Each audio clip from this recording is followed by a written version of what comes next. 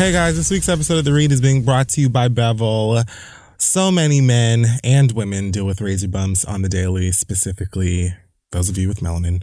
And if you don't want to, listen, I've been there myself. I know the struggle, and I'm suggesting that you give Bevel a shot. If you have not already, plenty of people have already upgraded their sexy with Bevel and their brushes and their creams and their lavishness. So go to getbevel.com/read to order you a Bevel shaving kit today.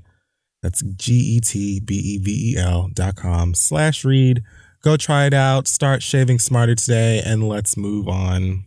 Hey guys, this week's episode of The Read is also brought to you by Talkspace. Talkspace is the online therapy company that believes therapy should be affordable, confidential, and convenient. You can text message your therapist instead of being worried about leaving the house or going out to make appointments. So to learn more about Talkspace, go to Talkspace.com/read, and don't forget to use code READ to get $30 off your first month. That's Talkspace.com/read and offer code READ. Talkspace is therapy for how we live today. So go ahead, try them out, and let's start the show.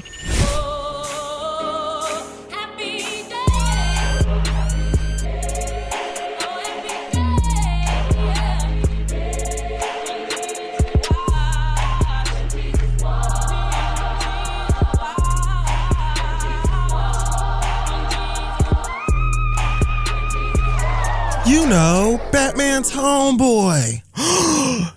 You would be so good in the sequel. He would. Is it Bebe's Kids? No. Damn. Hey everyone, welcome back. I am Drake's iPod. And I am Rihanna. And this is The Read. Amen. Like again. I feel like you could probably Google it. Look, if you Googled the quotes, then, you know, that's fine. It's fair if you want to figure it out. Just know that you can pretend like you knew it the whole time, but when you go to bed at night, you know you that and God cheated. will know the truth. And that's good enough for me. But if you got it, then great. Congrats. I don't know why I still do this. Anyway, back again this week, right into it, Black Excellence. Thanks so much to all of you who have submit, suggestions and highlights for the Black Excellence segment. It definitely keeps me motivated and keeps me with content. Amen. So this week, many people submit Nancy A.B. Now, that is not her last name. It's kind of initial situations because once again, Africa, and I don't want to say her name wrong. So her name's Nancy, and you can find Nancy all over the internet. Amen. For being the first Black female neurosurgeon resident at Johns Hopkins Hospital at Johns Hopkins University. Wild. I'm just going to try it. Nancy Abu. That's it. That's as far as I'm going. So, you know, I feel like that's enough for you to get your Google on if you haven't heard. Abu Bansra. You gave it a shot, and they can judge you and not me. And I'm sure it'll happen. But congratulations to her, though, man. She is from Ghana, where she lived until the age of 15. She's been in Maryland for the past 11 years. And, you know, shout out to her, first of all, because we need all of the competent Black neurosurgeons that we can get in a Ben Carson world. Okay. She says, I'm very much interested in providing medical care in underserved settings, specifically surgical care. I hope to be able to go back to Ghana over the course of my career to help in building sustainable surgical infrastructure. I will be matching into neurosurgery, a field that I am greatly enamored with, and hope to utilize those skills in advancing global surgical care. So amazing. She's married, gentlemen, so sorry. Too late. She's off the market, and she's out here, you know, fixing brains and studying. And she says whether she's performing actual surgical care or helping mentor the next generations of surgeons, she's basically out here, willing and excited to serve her community. So there's something special in Black for you to look into. Her. If you ever thought about, congratulations. maybe you heard about this Ben Carson person, and then you heard like, hey, Mom, Dad, what's a neurosurgeon? And they were like, oh, child, we don't know. Or you saw Get Out, and you were like, Black people need to train ourselves to do the opposite of this. Right. There you go. Inspiration for that to happen. Also, I just wanted to say congratulations to RuPaul, who just signed a deal with Bad Robot, which is J.J. Abrams' production company for a sitcom or a dramedy based on his life. Oh, wow. RuPaul and J.J. Abrams, yeah. That's enough said. I'll be there day one. My DVR is already set. And Drag Race is moving from Logo to VH1. It has. Which is good for Drag Race. It really is. Bad for Logo. Yeah. But I mean, anyway. Right. But, long time coming. Because what they used to do was play Drag Race on Saturdays on VH1. Like a random day. Like, oh, here's that gay shit if you want to watch it. But then it was like, girl, what are you doing? Everybody watches this show. It's amazing. Right. Put this on with Love and Hip Hop and all the other garbage so we can just watch it all on the one channel. Have something to actually watch instead of watching Bunch of Crunch Frost and his baby mama who has a girlfriend and a boyfriend or whatever the fuck shit they lied about on Me Entertainment tonight. So, although I do appreciate Logo for their nonstop Golden Girls marathons because the Golden Girls is always on TV. So as long as I can watch it, I'm good. You already know my stance. Yes, you have the entire box set. You have Sophia's purse, don't you? I do. So. Oh, and the teacher, I wasn't going to bring this up till later, but the teacher that you mentioned in Black Excellence, because he remixed Bad and Bougie for his class and all that, apparently somebody, probably one of them kids, heard it and was like, Mr. Yancey, you want to read? And so he emailed us and was like, thank you for the appreciative words. I do what I can for the kids. And your explanation of when students behave for me was spot on. I knew it. Kids ain't changed. They is exactly the damn same. Well, I'm glad that I refrained from throwing it at him in the Black Excellence. From being the way Mr. Yancey, if you single. I thought about it. I was like, let me just be professional. Oh, okay, but if he email us back. No, that's all right. I don't think so. I think he's got a girlfriend or wife or some shit. Oh, he probably does. Anyway, so this week on Vital Information for Your Everyday Life. No. Yes, Lori Beth. Okay. I do at least know that. I'm not that old. Where to start? Let's see. No, that's too funny to do first. Oh, God. Let's see. Where are we going? Did a Kardashian do something? Can we get that out the way real quick? Mama had her episode this week about the robbery and the crime. Oh, I didn't watch that. I didn't watch it either. I think I probably will go back and watch it just to hear what she says about it out of interest. I know a lot of people have been giving her flack about doing it on the show or whatever. Like, oh, you just want people to watch your show. I'm like, but one thing I will give them is business. And at the same, if you have your own platform that makes you money and everybody wants to hear what you're going to say about this, right. why wouldn't you monetize it on your own show? Right. That's just sensible business. Might as well talk about it and get money for it instead of talking about it for free. Now, I have no plans on actually watching it live or DVRing it or supporting it or live tweeting it or telling anybody when I'm watching it. But I do want to hear what she actually says because I still think that was really fucked up. But anyway, no, nothing Kardashian based this week. However, all right, let's start here. Mariah Carey's getting back into movies. Oh no. Glitter 2. Is it literally glitter? No. Oh, I was about to say, why? Isn't glitter doesn't pretty much everybody agree that that's the worst movie ever made? Terrible movie, great album. It's kind of unanimous. Yeah, that is really it. Because goddamn. I mean, it's bad. Mariah's just not an actress, so this doesn't need to happen. She never needed to be. Right. She was just like, I'm going to do it. So much money. I wanna. Okay. So what she's doing is a movie based on the song All I Want for Christmas Is You. That is also the title of the movie. Give money, bitch. It is slated to hit theaters this holiday. Of course it is. Actually, no, it's not going to theaters. This is like straight to Lifetime? Blu-ray. Oh, okay. I don't know if it's coming on TV too, but what I read was Blu-ray, DVD, on demand, holiday season. I don't think it's going to be in the theaters. Okay. But it's an animated movie. I think it's a kid's movie. Wow. Here's okay. It follows a young Carey, voiced by Brianna. I don't know how to say that last name. It's spelled YDE. And again, it seems ethnic. I don't want to be rude. Anyway, young Carey and her dream of getting a puppy named Princess for Christmas. Before her wish can come true, she must pet sit an unruly dog named Jack, who, quote, turns Mariah and her family's Christmas preparations upside down in hilarious ways. Like, this is produced by...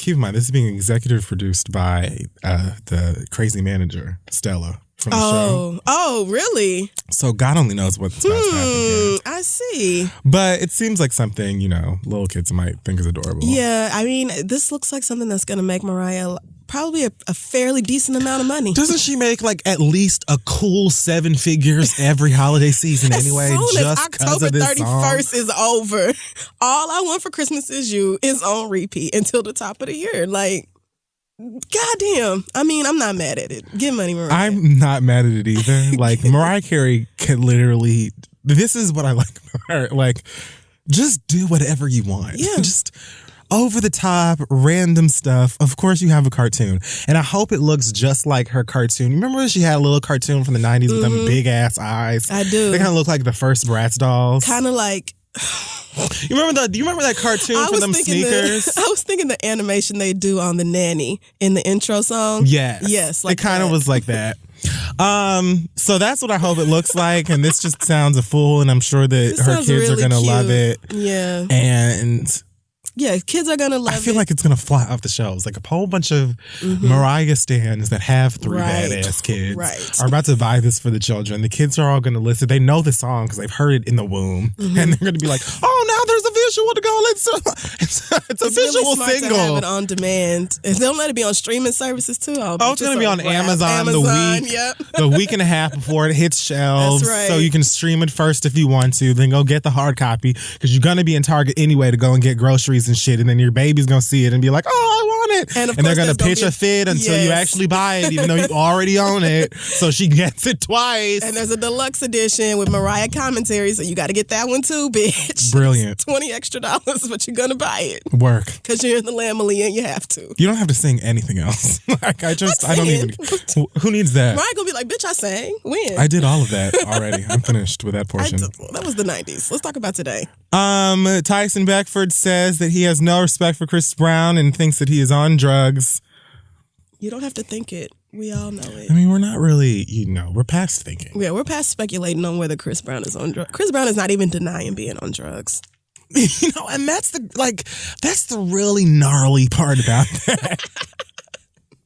It's like, anytime anybody like attacks Chris Brown or comes after him over the drugs thing or like makes a big headline like it does twice a month.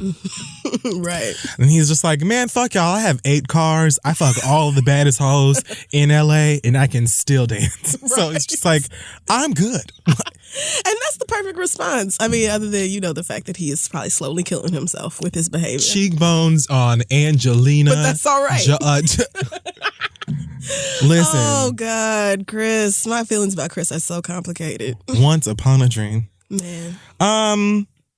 But if you may not recall, Tyson Beckford and Chris Brown had their own beef when Tyson Beckford made the disrespectful move, just the absolute trifling, heinous nerve of him to take a photograph with Karrueche where they both looked happy.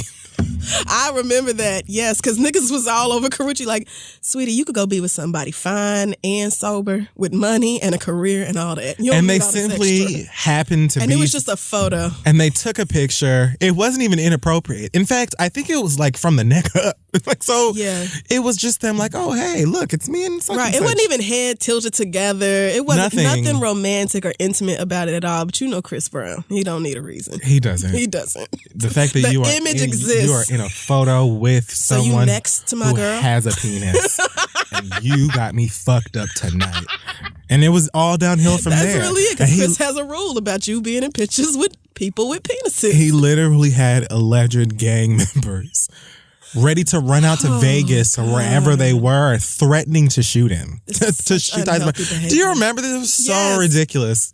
So, of course, Tyson Beckford is on Watch What Happens Live, and Andy Cohen's messy ass, does the whole... I don't know if this was that...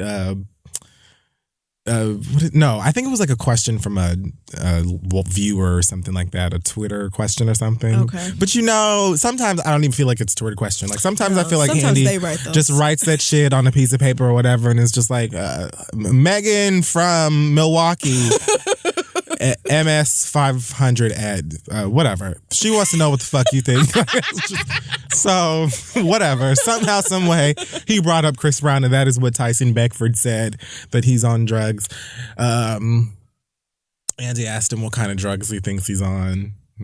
Tyson was like, I don't know, but I just know it's something. And Kenya, who was the other guest, says the same ones that Matt Jordan is on. God. Did you hear about Matt assaulting Peter Thomas at a radio station? I did not, but is there video? Because I would like to see this fight. Apparently, Matt would not sign a release for the radio station to release the footage. Okay. Because, of course, why would he? Right. Like, duh. Because now Atlanta police is going to be knocking on your door like, sir. So to that I say, can't you just blur his face out? Can't you? I don't know. Maybe. Or maybe it'll just leak like the elevator footage and we'll never know how it got out. This just ended up on World Star. No idea. He turned everything off. I don't know. I had the flash drive. I gotta see this fight. Did he like beat Peter ass or just? I don't know. They just said that they were. I can't even remember what the fuck it was about. Let me see. It says he's mad at Peter and Todd for pressuring him into asking Kenya for 10 grand after she provided him with a storyline. So basically, he tried to get $10,000 out of Kenya for being his storyline, and he's mad at Peter and Todd because they talked him into it? They pressured him to do it or something like that. I don't know. This is what I read, and I'm just not interested in Matt enough to get further information. Yeah, that's dumb. Either way, right? That's really dumb. Because at this point, like, aren't you just still fishing for the storyline? Because you could have been done. You know what I mean? Like, you could have gone away a long time ago. Mm-hmm. But you keep giving Kenya a reason to talk about you because you do shit like this. Right. You think that she's not going to talk about this? Obviously she is. Like, if you cutting up in real life, you still giving her the free storyline, which is what you're mad at in the first place. Violent. Right. And then mad at her for saying you're violent. And then you make us have to defend Kenya or be on Kenya's side, which is not pleasant. Let's pull over because I'm traumatized after having to feeling like I had to be on Kenya's side twice on like the last episode of this show. Because first of all, I saw where she was coming from with the Sheree thing. Now, she was wrong for what she said to Sheree about, I know for a fact somebody like guys used to jump on you. Yeah. But Sheree completely skipped over the fact that she basically said, well, you provoke Matt and that's why he be breaking stuff like that or whatever. So God. Kenya, like, if I were Kenya, I would have been like, well, girl, you need to shut the fuck up because you ain't no better. Like, you've been there. So, which is basically what happened. Like, that was like now the whole two wrongs. Argument. They don't make it right. They don't. But I understand. You can't act like she just pulled that shit out of nowhere. Yeah. And then the whole shit with Phaedra. Oh, God. I was like, girl, so you couldn't just tell Kenya to her face that you still feel a way about that shit and this is inappropriate? Why when all of y'all was in the one room? Why would you go back to your room and then text messy ass Portia about it, knowing Portia gonna turn around to everybody? Like, bitch, you was just here 30 seconds ago. And how dumb is Portia? Oh, that God. You said, like, girl, God, do you not see that she keeps throwing you to the wolves to deal with her mess every time? She just trot right on around and clean it up. None of them girls in that room like you. None of them, except maybe Sheree can tolerate you. Because when everybody else get up and walk away, Sheree will still be the one who's sitting there like, well, I guess it shouldn't just be you. That's and Sheree's job. Sheree's job is to be as neutral as possible. To have both sides. Yes. So Sheree stays back to see both sides. To catch the tea before she goes over to the other side to deliver it, get that portion, come back. Come right back. Sheree has been immaculate this season. Like, you really can't hate. Give that woman her peach. But, I mean, like, girl, Mama was like, I'm going to go get me a Schweppes. I'm feeling ill. Oh, God. And then had Portia tell them she was mad. Like, girl, Portia, I would have been like, I would have texted her right back, not even said anything. Well, girl, you can bring your ass back down right on back down here. Or hit up production because what I'm not about to do. I'm not going to do it. I'm just going to keep kissing these dicks, bitch.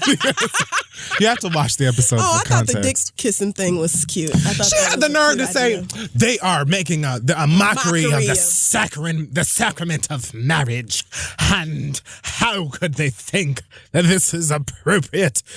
Girl, your husband is in prison for stealing loads and loads. Loads of money. Loads of money. So from much people. money.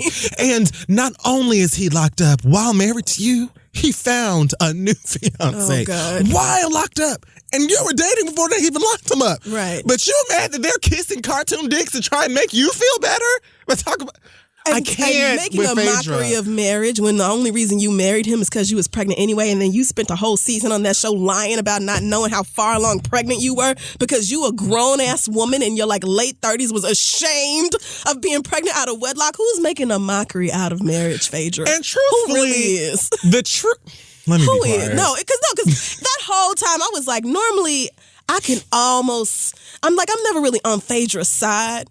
But I'm never really mad at her either. But that whole showdown between she's usually just her, annoying. Right. But that whole conversation between her and Kenya, I was like, bitch, not only are you wrong, but you're making me be on Kenya's side. Which is the worst part. Right. That is disgusting. Like, are you serious, girl? She was like the like, bitch, I don't- trifling woman who had the nerve to be texting my husband. Like, what? Like, it's So not you- actually disrespecting your marriage to text your husband. Like, now, if she was sending nudes, that's something else. But just to literally communicate with your husband is not disrespecting your marriage. It was Furthermore, just dumb. It wasn't even just for you. It was for Cynthia, too. And Cynthia came right in and was like, I don't like this, but I realize your intentions were good, but I'm not feeling it. Right. And the divorce party I thought it was a tacky idea anyway, just because. Well, people have divorce parties. Yeah, but you throw it for yourself. How presumptuous for somebody else to be like, oh, congratulations, That's bitch, true. you got a divorce. Like, That's who the fuck are you? Like, let me decide if I'm happy about it. It's true. God damn. I would have slapped her for that anyway. But you know, what's her name? The cute one. She always tries to put on a pretty face and just go along with the games and such as. But Phaedra, she wasn't having it and turned it into a whole big thing and then tried to make it into like a moral issue, which just seems like, sis, look at your situation. How are you claiming a moral high ground? How are you morally superior to anyone, girl? How? Look at your life. I love Real Housewives of Atlanta. It's just good. It's so great. It's just really good. There's something to dislike about all these women. And they've already talked about how, like, Andy Cohen was on Instagram looking paler than usual, talking about how he was like, oh, they just finished the reunion. A lot of stuff came out today. Andy was drained. I need to go and take a nap. And I heard rumors about what it was, like two different things. I don't know if either of those things are true, but if they are true and you haven't heard, I think it's probably going to be more fun for you to just watch it when it comes on.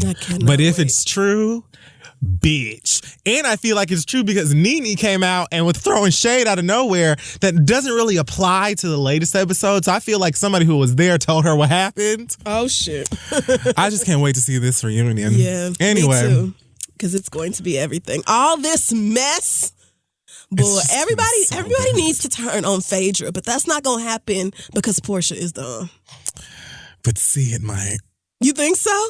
You think Portia finally she's out? No, of the second Portia's place? not going to do that but because everybody Portia's dumb. And Portia, I feel like oh God. Portia has a lot in common with Donald Trump. Yes, she does. They both like just say the first lie and then it's just like, I am never going back on this. So I just feel like I'm holding on to this forever. She's going to defend Phaedra in front of everybody else regardless. Right. A mess. But I feel like there's so much that they have to address with Phaedra that's been on camera. Like, even, like, I would be surprised if they don't ask Phaedra, so what was up with you telling Kenya that Portia wanted to talk about her anger management shit when she didn't want to do that? When she really didn't, right. Nobody addressed that at the table. That was you, like, throwing your friend, the frick to your frack right into the middle of mess with girls. And then guess what they did? Guess what? Because who brought it up? Kenya. Because who did you tell? Kenya. And what did she do right after that? Take Kenya's ass to Flint, Michigan for them to go and do some. She always for her fake black empowerment or whatever. Girl, Phaedra. Anyway. Did you see Andy Cohen called Donald Trump a first season Real Housewife just making up shit to stay on the show? Wow. Yes. Because, Donald Trump lies on Twitter all the time. And so Andy Cohen retweeted him like, sweetie, You are a first season housewife doing the most so that your peach don't get yanked. You a first season in like a fifth season. First season is what took me out. I was like, it's your first season of like bitch. of 5 being around so far. My God. Pat the puss. I love it. Oh, well, then you know what? Here's a cute transition. No, too fun. Gotta save it for last. Okay. For whatever reason, VH1 has renewed America's Next Top Model. No way. Yeah. People watch that? I guess. Tyra Banks posted a lovely photo of herself on Instagram with the caption, "I missed my top model baby, so mama's back." Oh, that's why. There you go. Hashtag ANTM. But this is the 24th season. Wow. That's amazing. Like, the fact that Tyra, right, that show has been on a long time. And I just, like, the transition over to VH1 just felt like such a reach to me. I was like, okay, you trying to revamp it and put this other host on it and do whatever and, try and make it cute. I don't see it. Like, this was, like, when it went to VH1, I was like, okay, it's about to be done. Like, we are finally finished. Right. No, it isn't. So I don't know if Tyra was taking a break for separate reasons or if VH1 came up to her and was like, look, ain't nobody watching this Rita Ora shit. So are you going to come and do this? What do we have to pay Because you? if you don't, it's canceled. Like, we're not. You can either bring your ass back, Hillary, or it's canceled. Or we're getting rid of it. We're just not going to do it, girl. Like, nobody cares about that. It's true. It's true. I did not watch one episode. It wasn't no name that they dropped that made me want to change the channel and look at that. Not a single one. I didn't want to do it. I mean, Top Model, I remember watching that in my youth. Childhood days. And with social media and everything, models are so accessible and it doesn't have the same appeal that it did before. The thing about it is I would love if they could revamp it in a way that would make it like not redundant and boring, because it would be nice to have like a fresh platform hosted and run and founded by this gorgeous Black woman that, showcases actual modeling. No shade, but like real runway professional models. There are models who are walking today who got their start on Top Model. Right. Like even recent seasons, like I can't remember the name of the girl with the skin condition. I do not know. The girl with, is it vitiligo? Probably. I did a read one time at like a live show once because somebody on the show, one of the guys on the show was calling her like his little panda or something. And she was like, I don't like this. That's fucked up. And he was basically like, oh well, or something. And I read him for it. And then I ended up reading her on Instagram because some like white people and like a whole bunch of her little fans were painting themselves black. Oh no. Like to like recreate her look or whatever as like tribute to her. Right. And so people were like, this is offensive. That's fucked up, right. And she came out and she was like, if people wanted to, that's not what it is. It's not blackface.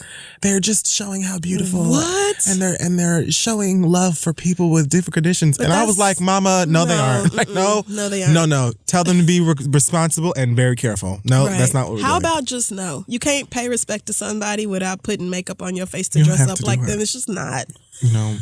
But either way, she was on Lemonade. She's Paris Fashion Week, New York Fashion Week, all over the place. She was on Top Model. Really? Yeah. That girl was? I had no idea. She's like a model now. Okay. Like, she is big time model. She's all over the place walking. So good. That's actually really great for her. She's beautiful. And everybody loves that the skin condition is like symmetrical. Really? I feel weird that I don't know who this girl is. I'm sure if you look, I wish I remember her name because if you look her up, I'm sure you've seen her. I mean, she's in Lemonade, so you have seen her. I'm thinking of Winnie Harlow, but that can't be her. No, I think that's her name. But she didn't get started on Top Model. She didn't? That's the first place I seen her? No way. Oh, maybe she did. Wow. Holy shit, she did. Wow. I had no idea. That was the first place I seen her. And they didn't like her on that show. I just thought she came up out of nowhere. They actually hated her on that show, if I remember correctly, for whatever little reasons. I mean, they were all young and you're going to have some dance competition. But she's the only one from that season who, I mean, Beyonce picked her up and was like, here, you sit right there. And you get to hear this music before anyone else. So she's chosen. Man. Either way. Me stunned. I would love it if, Top Model was still relevant like that. I just think that they probably should have taken a break and then came back and been like, hey, guess what? We're back. I don't remember how it goes. I don't either. So, I feel like I should know this. But I feel like I will tune in if Tyra's coming back. I'll watch like the first episode. Interesting. Like, cast some interesting girls, please. And not just interesting as personalities, but like something other than everybody's 5'10" and 110 pounds with shoulder length hair. But also not like the gimmicky thing. Like, right, not like a token fat girl. Right, not like that, or a token short girl. Here we have that one trans person. Like, we're so aware. Right. Like, can we just have even though ISIS still slays, and that was way ahead of its time. So Tyra's actually kind of a visionary. Because she put ISIS on that motherfucking show. That's like true. When it was in the first couple of seasons. Yeah, I remember that. But just shake it up in some way. But I will watch it if Tyra comes back to it. I'm way more willing to watch it with Tyra being the host. Right, me too. Anybody else, whoever, really, especially Rita Ora. Who thought Rita Ora will definitely get the girls to tune in? Like, why? We don't even tune into her music career. They had to have been like, Rihanna, you won't even FaceTime host. Like, nothing. Rihanna's like, bitch, I do actual fashion. Bitch, I have my own lines. Fuck is y'all talking about? Like, you can't just put some videos on a flash drive and just FedEx it. And we'll just use that. No. Rihanna was like, no shade, but y'all think I'm about to come host a show with Rita Ora and Ashley Graham, and I'm just not going to do it. I'm not going to do I that. Won't do it. Bitch, I'm me. So, I'm Rihanna. So what else do we have here? Oh, this one is fun. So there are a group, I wish I knew how many it was. I think it's 5. Yeah. 5 white men previously employed at Revolt TV. Oh, God. Did you hear about this? I did. They are suing Revolt. Okay. After they claim that they were discriminated against for being old and white. They said things like, they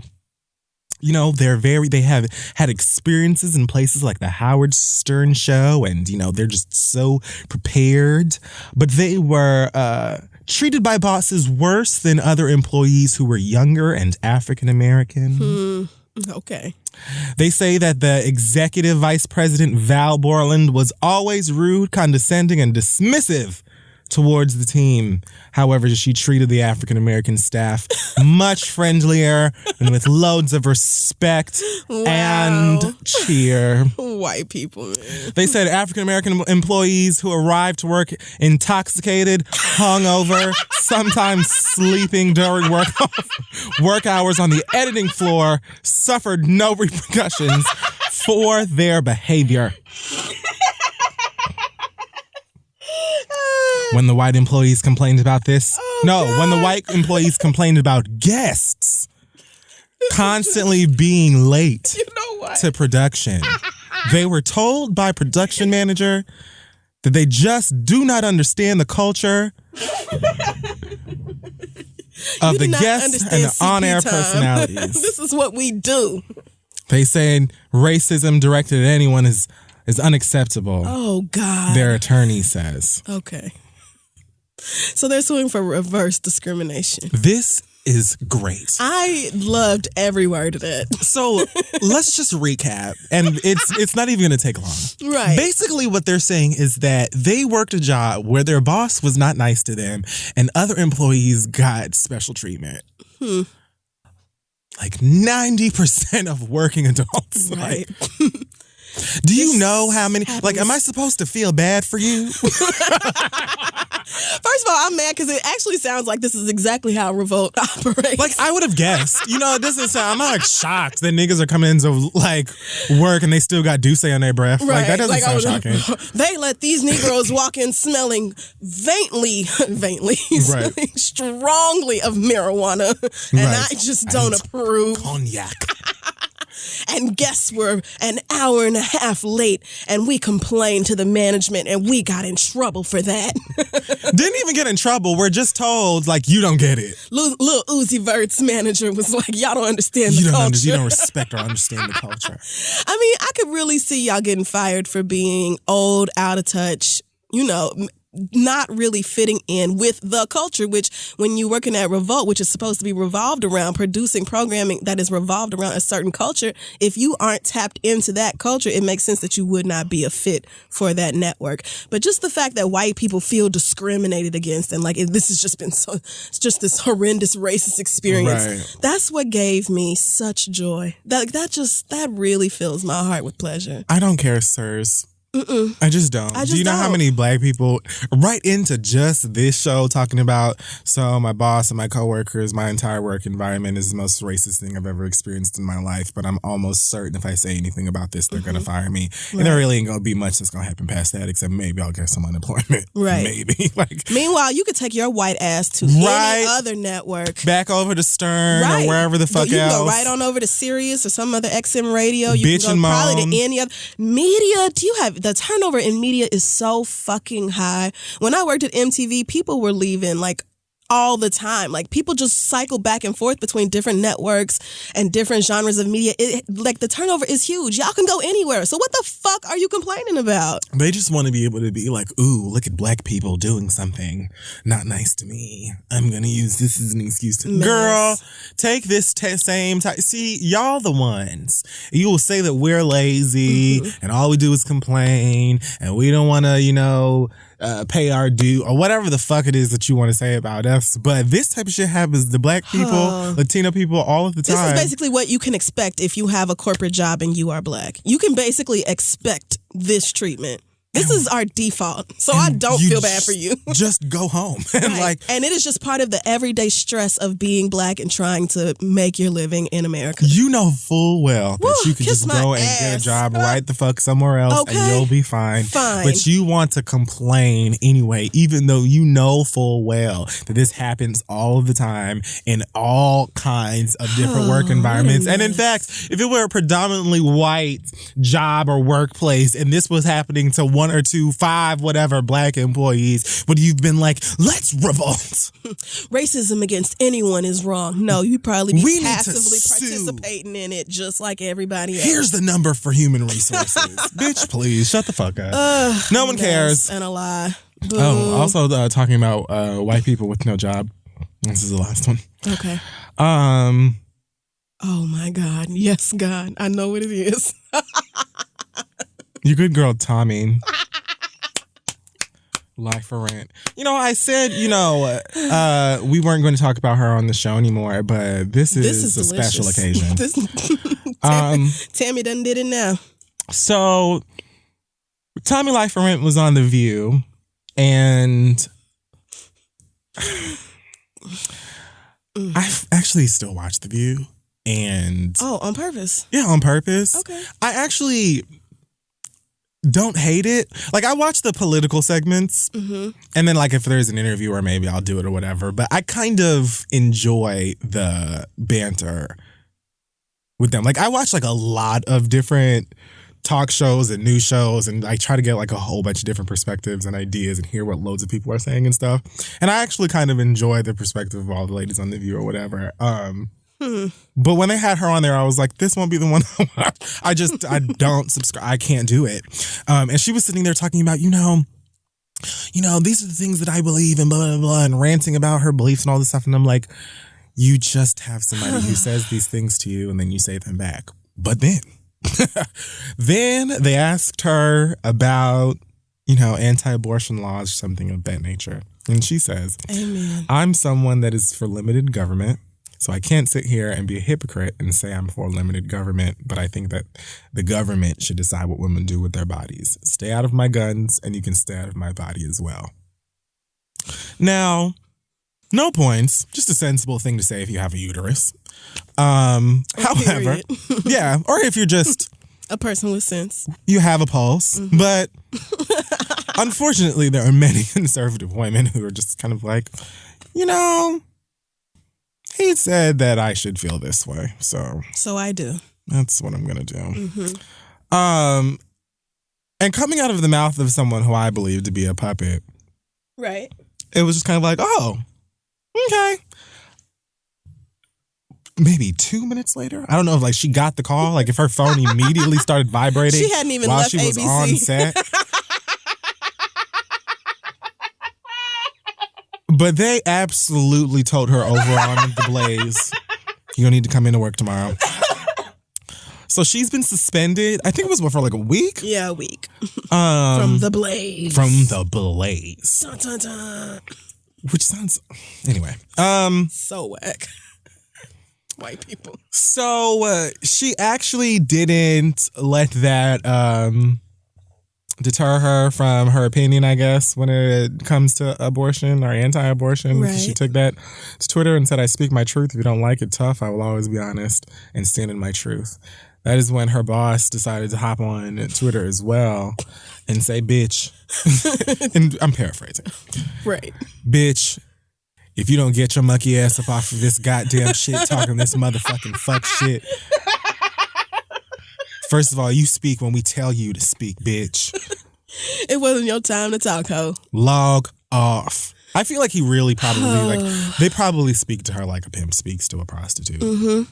Probably so. And why not? Because that is pretty much what she is for that network. So I don't have no sympathy for this bitch. And for anybody to be acting This is like... great. I'm loving right. it. Tammy Lafayette does not deserve like, no points for this. She does not get any respect for this. Do you know how many people are like, yeah, I'm a complete 180. Yeah, I'm go Tammy. Wow, I really thought you were one way, but now you're another way. Not racist? No, she's still right. She's still racist and horrible. And this is the same bitch who just a couple of weeks on International Women's Day was like, I don't give a fuck about the rest of you women. Fuck y'all hoes. I'm at work and I don't give a fuck about y'all taking time off of work for protesting your rights. Fuck your rights. So fuck her. This bitch is still awful. Like, I don't care that she is pro-abortion. She's probably only pro-abortion because she's had one. And she knows that if she lies about it, somebody is going to pull up the receipts on that ass and it's going to be an embarrassment. I'm sure that's the only reason she even says that. So, no, this bitch don't get no motherfucking cookies or points from me for this. And I knew this happened on International Women's Day. I was on fucking set at Uncommon Sense. And of course they played the clip. And I said the problem with this girl is that she repeats what other white people tell her to say, and she is not smart. She cannot back up anything that she truly believes in, and she this. And I just know I'm going to have to watch this video on Friday and have to tell this bitch again, what did I say? You are a motherfucking puppet. Whatever they tell you to say, you better fucking say it, and if you don't, your ass is in trouble. And that's exactly what happened. You got suspended for a whole week, girl. A whole week from your show. For daring to have an opinion that the white man who pays you didn't like. And just for perspective, this is the same woman who said the Black Lives Matter movement was the modern day KKK. See, fuck her. As if the KKK just, as if they were gone, they first just of all. quit. They was like, you know what, it's hot. I don't want to put this hood on. There's a modern day KKK girl. What do you mean? There already is one right there, and they're active. So, like... They're in office. She said that people who are fighting to live and arguing that you shouldn't just kill us. Fuck her. Are somehow equal to motherfuckers who literally have historically gone around killing and terrorizing people. Yes. So centuries. Now she says, oh, I think you should be able to do whatever you want with your box. And they're like, don't come into work. Like, I just want you to, for perspective, just for like the whole, every just angle. So you know. Just so you can the problem, really look at this. The problem is not that she's horrifically racist or hates any woman who isn't exactly like her. The problem is that she dares say, my uterus belongs to me. Wow. Okay. Like, everybody let her say that wild bullshit. And we're just like, And I know lots of people are saying this is going to set her up for like a spot on The View, which it might, or a spot on Fox or something like that. She could be the new Elizabeth. But just know that no matter where she goes, the point remains that there is a richer white man in charge of her. And if she steps out of line, her ass is going to get booted. She's never really going to belong to herself. I take a lot of joy out of that. So... fuck Tammy. Well, that's what we've got. And that's pretty much it for this week. We're going to take a break and we will be right back with nonsense. Hey guys, support for this week's episode of The Read comes from Stamps.com. You can get everything on demand these days, just like this podcast. You listen when you want, when it's convenient for you, and all that stuff on your bus, at your baby father house, wherever. So why are you still going to post office and dealing with crazy hours and attitudes and side eyes and weave glue and such and which? Anything you can do at the post office, you can do right now from your desk with Stamps.com. Buy and print official U.S. postage for any letter or package using your own computer and printer. Super easy. And unlike the post office, Stamps.com never closes. So you can get postage whenever you need it 24/7. It's that simple. Yes, it has been so clutch for me, especially like over the holidays last year. I was not trying to go stand out at the USPS and deal with all them people. So Stamps.com is definitely a lifesaver. You can use our code READ for this special offer, a 4-week trial, including postage and a digital scale. So don't wait. Go to Stamps.com, click on the radio mic at the top of the homepage and type in READ. That's Stamps.com. Enter code READ. With Stamps.com, you never have to go to the post office again, and that is a very real blessing. So go check them out and let's move on. So we're back and it's time for listener letters. It is. Send your questions to asktheread@gmail.com. We have an update from the young lady, I think her name was Monique, who emailed in last week about her wife and the issue with them spending different amounts for like their friends' presents and stuff like that. So she said, after I listened to your advice, I immediately called my wife and asked her what the real issue was. And she told me that that was just how she was raised. Her parents brought her up believing that there's some sort of hierarchy to gift giving. I immediately thought that was the dumbest thing I ever heard, but I listened to her anyway. I told her I wasn't brought up like that. And as long as your home and finances are in order, you can spend however much you want. I told her I didn't expect her to abandon her beliefs, and I proposed a compromise. We both agreed to not go over $300 on gift giving. Not saying every gift is going to be that much, but I'm married now, so I can at least try to watch how I spend my money. I thought this whole situation was a little silly and unimportant, but when it comes to my marriage and money, I'm trying to take her opinions and feelings seriously. So thank you for the advice. Lesbian. See, all of you need a lesbian. Well, no, because not all. You might get Monique and then you might get Young and May. That's true. So you never know. But Monique, I just appreciate you actually out here making the effort to be, you know, a good and understanding partner, because we just don't get enough of those emails. So we'll work out for you. That's what marriage is about. Hallelujah. So our first question this week comes from Fashionably Late. She says, I live in New York City. I'm Black and I work in fashion. I work at a giant corporation that owns several lines of popular fashion companies. Recently, it was announced that one of our lines of business and all its intellectual property was sold to another large fashion company. As part of their transition, I was asked to continue performing my job for the new company until June. Then their new team will take over and I will resume my previous job. This will result in me getting a nice bonus and still being able to keep my job. The problem that I'm having is that the new company makes Ivanka Trump items and they are located in Trump Tower. It should come to no surprise to you that her company basically licensed out her name and other people do a lot of her labor. Obviously, this is a big moral dilemma for me. I do not even for a short time want to be affiliated with these horrible people. They also would want me to visit their office at Trump Tower at least once a month. Bitch, please. I'm sorry. I hadn't even read this all the way through. Girl, let me tell you what I fucking could. Just the thought. I'm sorry. Not anyway, let's finish. Which I really don't want to fucking do. My safety concerns and extreme hatred of that family aside, I don't want to end up on their Negro photo op page. I know that's right. I am thoroughly disgusted that any of my work or ideas would even be used for that family's horrible dealings. However, financially, I cannot lose this job. I would really be on my ass. I would forfeit my bonus and not even receive a severance. I also really love and am good at my actual job, really like my coworkers, have a good reputation and rapport in the industry, which can easily be ruined by gaining a difficult to work with label that I've watched so many other women, especially of color, be labeled and shut out of career advancements. Should I stick this out until June and deal with some morally corrupt, complacent assholes, or should I quit and risk my finances? Girl, my family and friends have been split on this decision, and I hope you can help. Let me know what you think. Sincerely, Fashionably Late. I'd quit. I don't really have anything else to say. Do I have to explain why? I mean, I understand. I just couldn't do it. I would be sick at night. You know what I'm saying? I think I would try. I think I would try for as long as I possibly could. I'm not saying I could make it all the way to... I looked at my watch like that was going to tell me how much time there's left till June. Okay. So, I mean, it's 3 months. So could I deal with going to Trump Tower once a week for 3 months? Nope.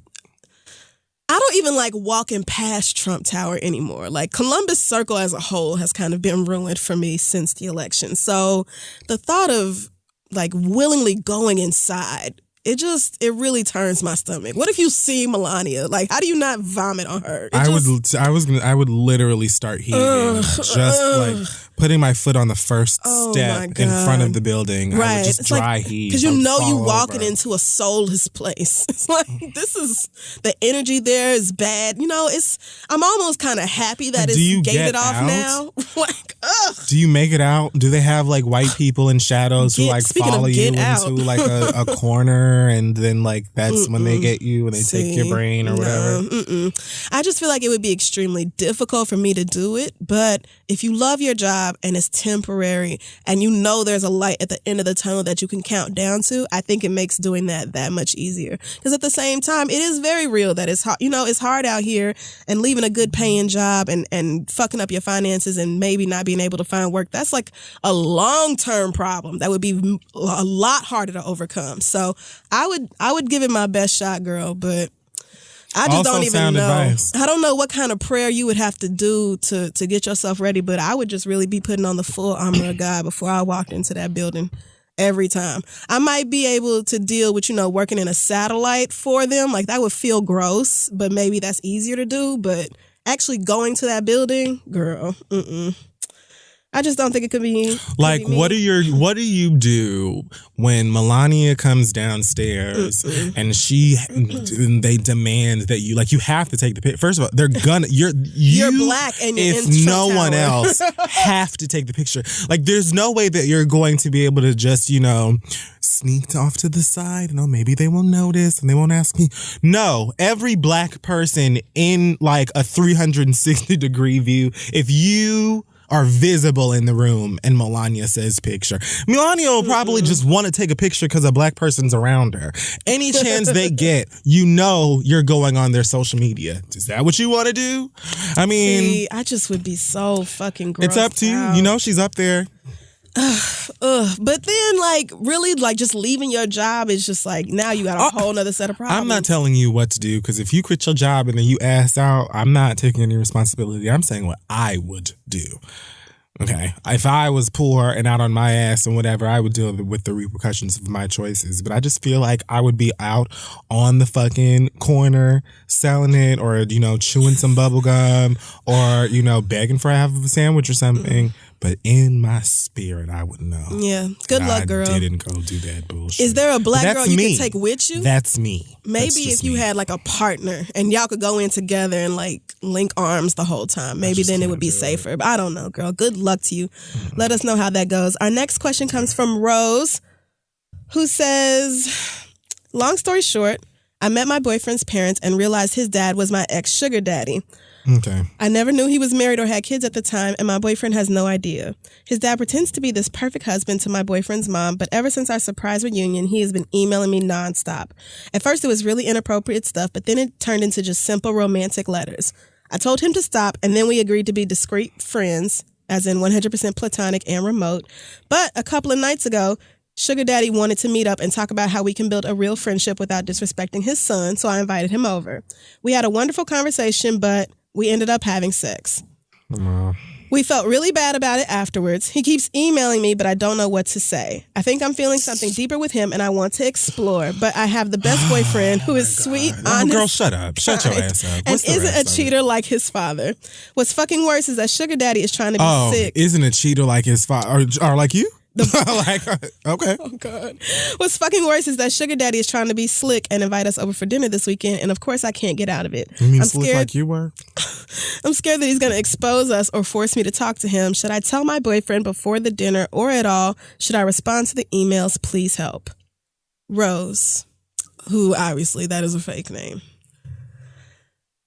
Next time you think of a fake name, you leave the Golden Girls out of it. Yeah, I was actually thinking of the bitch from Get Out.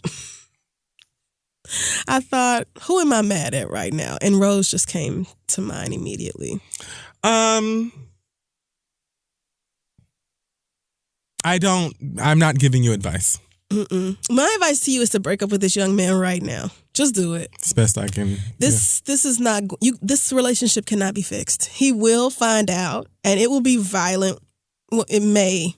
If I was involved, it would be violent when he does. So, if I were you, I would just end it now. Just end it, girl. Just you slept with this man who is nothing but amazing to you, and then you've slept with his father, both before you knew he was his father and after. And that is just totally unforgivable. It's just, what the fuck was you thinking? Ew. Girl, really? Past the fact that you cheated on your man, you fucked his daddy? Like, you fucked his dad. Like, you. Sis. You. This man penetrated you via sexual intercourse. Oh, God. And then the same penis that made him. You were just like, some of that too. Like you, and nothing about that was just like, you know what? No. This feels inappropriate. I'm going to just go get the next generation. I'm going to just stick around over here instead and do what I'm. Oh, girl. Like, if nothing else, temptation would have been like, I would have just been like, you know what? I see where you're going with this temptation. But that is my nigga's daddy. Like, even if I hated this nigga and I was thinking about cheating on this nigga for 30 days and 30 nights, and this nigga came along and was everything that I could possibly think of in a nigga, and he was like, oh, yeah, that's my son. I'd have been like, damn! Like, get your ass out! But he was her sugar daddy before she knew that was... You found out. Right. And you did it anyway. It changes everything. It doesn't matter. Like, when he said, I want us to build a real friendship and wanted to come over, you should have seen right then, girl. Because a man who was not interested in sleeping with you would have been like, you know...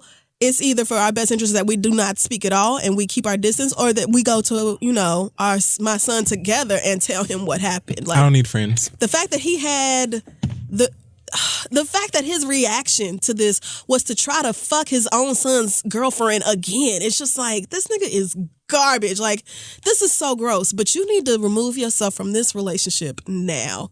Now, girl, this is so fucked up. Of all people, his damn daddy. Sis, I don't know what she was thinking. And she said, I love y'all. Please don't hate me. I don't hate nobody. I don't hate you. I don't even know you. That's trifling. It's trifling. That's what it is. Trifling to the damn core, girl. That's just trifling. Have an honest and authentic conversation with your burning bush. You need to leave this relationship and go reflect on your damn life and the decisions you've made. Because that is just a mess. Girl. Our last question comes from Maddie, who says, I live with 3 guys and another girl. The girl and I are vegetarian and vegan, so we often cook a lot of food together. The other guys are super boyish, so they throw around Amanda meat with popcorn or rice to eat. Nothing that I would ever want any of. You can tell this is college, because who the fuck eats popcorn as a side? First of all, it's a smooth 5 of y'all niggas in the house. It's 5 of y'all in one space, which means either college or New York. Yeah, that's what it is too. Maybe LA. So every time I cook, they always ask me things like, what's that? Or hang around the kitchen when they hear silverware clicking. And sometimes they straight up ask for my food. And sometimes I straight up say no.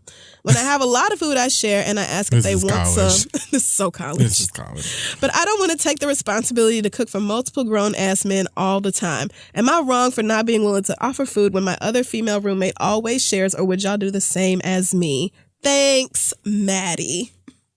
Adorable. So wait. Huh? You always cooking and these niggas want you they want you to share. So she's wondering if she should feel bad for not always being willing to share the things that she's cooked with these other 3 grown ass men. And I think my initial reaction to that is no. I know that But see, I kind of understand where she's coming from, because a lot of women are socialized to feel like they should always do that sort of thing. Yeah. Right. Like you should or always be willing to share or be giving to men, especially. So I get why you feel that way, but girl, hell no. You don't owe nobody nothing but your damn self. Those are your groceries. You went in there and cooked your food, and you have a totally different diet from them anyway. They are literally throwing together whatever random pack of ground beef and popcorn. It's just the fact that you have the balls to actually turn the skillet on. And so they're like, like something that was actually cooked. I want some of that. Is some spices? I'm tired of living off of onions and fucking fruit roll-ups. Right. You got actual colors on your plate. Slim They're like, oh, Jims. what is that? Right. Your food ain't processed to hell. They're like, That's a green, that's a leafy. That's a... Wow, that has a smell. What is... Wow, that's texture. Oh, wow. Just juices flowing right on out. Yeah, so no, there's absolutely no reason for you to feel an obligation to help these people eat. They will not starve without you. They will be just fine. They're eating because it's there, and they're Think of them like 3 fat cats. Like cats, they hope that you give them the brand name stuff. But if you don't, they're just going to go find something to eat. They're not going to die. Oh, I had a cat, and she would just sit there and ignore the food like all day. That make me feel bad, like that I didn't get her the nice shit. Like, I ate. I'm stuffed. So it's still not the, okay then. Like, I'm actually I'll come back later. Right? And then come back and look at me like, so you still haven't. It's still this. That's why I couldn't keep a cat. And cats have an attitude problem. They are so They're really fucking rude. They're like roommates. You're like, wait a minute, bitch. Like, you're not putting in on none of these bills, yet you have a fucking attitude. I have said, I believe that cats remember being worshipped. They do. And they don't understand why it's not still happening. Just like, I am a god. I'm so much better. I'm far superior to you. Fuck you. Why don't you see this? Bring out the good shit. Yes. Like, cats are so stank. They really are. Each of them. It has to be instinctive for them to be like, girl. Mm-hmm. And they have personalities more than, like, Link. Link's like, look, throw the ball, I catch it, and I take a nap. That is it. That's what I do. We are cool. And we can do that on a loop forever. You can have an attitude, I will wait till you're done. Like, when you're finished, then I'll be back. Ball time. She doesn't care. Right. A cat will have an attitude with you today, and then the next day be like, so, how are you doing? Be friends. I changed my mind. Right. Cats or if you ever want to be like cuddly or affectionate, the cat will be like, I don't really. Actually. Feelings aren't my thing. No. You be trying to cuddle a cat and it will take its claws out on you. Like, I don't like to be touched. But then you're watching Housewives or something and the cat gets up in front of the TV and it's like, it's actually about me. Right. So fuck Portia, Phaedra, Candy, and the rest of these bitches because I'm here. Or it just comes and sits on your face like, yeah, you wanted to cuddle, so here I am. Here I am right now. So this is what you wanted.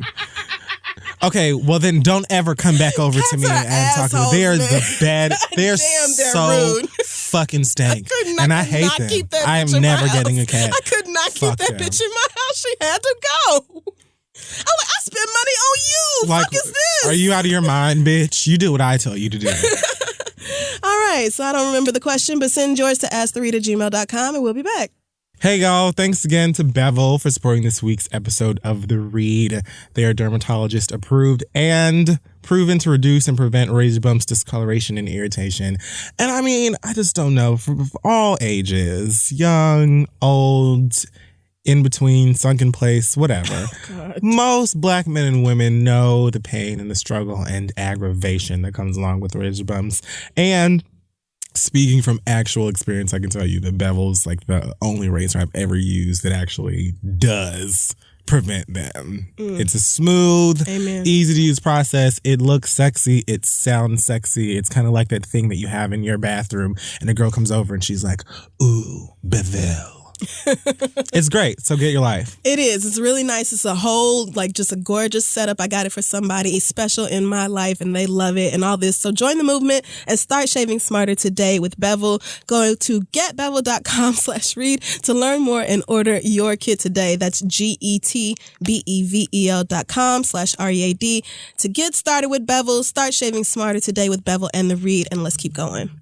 Hey guys, thank you again to Talkspace for supporting this week's episode of The Read as well. If you haven't heard about Talkspace, it's an amazing way to approach therapy, and it is convenient, it's really easy to use, and it's 100% confidential. It's an online therapy company that makes it extremely easy to connect with licensed and experienced therapists that are handpicked just for you for as little as $32 a week. You can talk to a therapist on the web, over the phone, without any scheduling, traveling, or worrying about your privacy. It's really easy to do.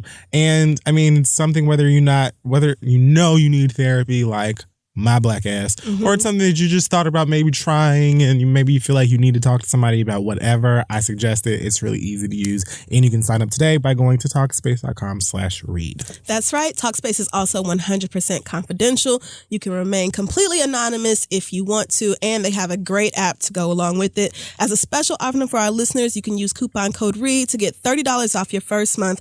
So go to Talkspace.com/read and use coupon code READ to get $30 off your first month. These are trying times, and all of us need somebody to talk to. Talkspace is therapy for how we live today. Check them out. Let them know we sent you, and let's finish the show. All right, we're back, and it is finally time for the read. I'm not even sure if I have one, so. Okay, well, this one goes out to a guy in the music industry who goes by the name Dead Mouse. Don't know if many of you are familiar with him by name, but you may know him as the DJ who wears that really ridiculous giant mouse head with the huge ears and the glowing eyes or whatever. He was up on that stage with Tidal as one of the celebrity people who had a piece of it or whatever. That guy. Anyway, so he's an EDM producer from Canada. I want to say Niagara Falls. I don't know where that is. Toronto adjacent. Yeah. An hour outside. I don't know. Whatever. So he was on Twitter the other day, out of nowhere, saying, here's another thing I'll never fully understand: competitive voguing. And someone says to him, and we're all of, I don't know what this, I guess they were talking to him about the history of voguing and it being about acceptance. It's a great energy. They said everyone can live their fantasy. It's cool to see in real life. He then responds by saying, everyone except white people like me. That's about all I've learned from your amazing community via Twitter. Wow. I'm over it. First of all, I had never actually seen Dead Mouse, whose real name is Joel Zimmerman. It would be Zimmerman. Way to do it for your folks. Oh, man. I had never seen him without the big mouse head on, and I did now, and I now know why he wears it. Damn. Is it that bad? It's moonshiny. Woof. Well, damn. Shit happens. It's a little messy. Well. Anyway, so, I mean, all I really have to say to Zimmerman is that voguing is not something that you need to understand. Nobody who really is a part of the ballroom scene for real or lives that culture and really comes from it, nobody really gives a fuck about you understanding it. And that is like a huge issue that we constantly have with white people. For like, you're completely going over the fact that voguing, this is why I tell all you straights to watch Paris is Burning. It isn't just some old gay, it's like a really good documentary, and you would learn a lot about gay culture in general and not just the ballroom scene. But if you watch that, you would know where it comes from. It was built as a place for gay, black, and Latino trans people to go and feel accepted and feel like, you know, I am that model, I am that artist, I am that dancer, and so on and so forth. It was, again, it's a place that marginalized people created for themselves in a community because they were tired of going all of these other places and being told by y'all that they can't come in.